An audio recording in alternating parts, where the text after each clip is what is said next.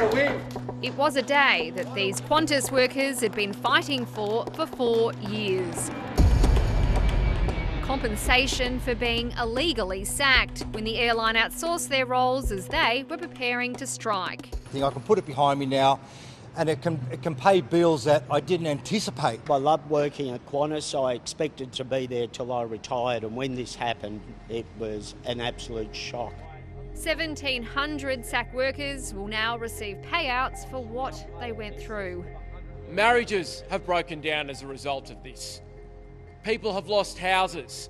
People have had distress, have had mental illnesses. The judge considered 3 test cases and is awarding compensation to the workers ranging between $30,000 and $100,000. This will determine what the other former staff are receiving. This is the spirit of Australia.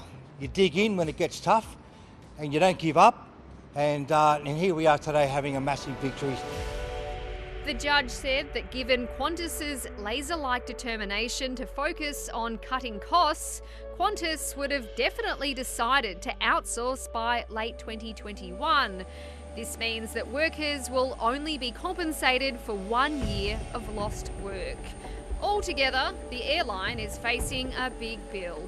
It'll probably end up somewhere between, say, $300 and $350 million in compensation.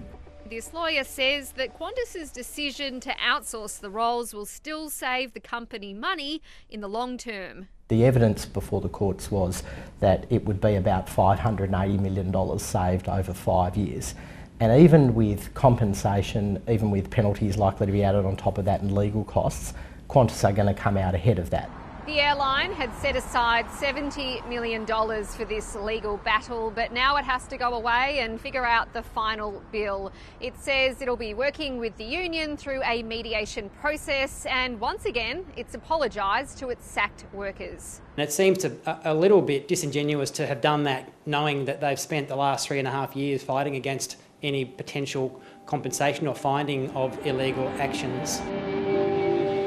The ground crew case isn't the only legal battle that the airline has faced this year.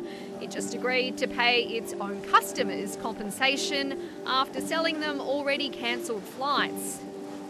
Just recently, the Roy Morgan research says that Qantas is the second most distrusted brand in Australia. The airline is also facing a fine, which is being decided at a later date. We will be asking the federal court to order a very big penalty against Qantas to deter not only it, but any other companies thinking about union busting on a grand scale like this company has engaged in. None of this is going to bring back the workers' jobs, and Don Dixon hopes that this legal process doesn't get drawn out further. Is Qantas going to come to the table and be realistic? Let's hope they are. So the workers can just get on with their lives.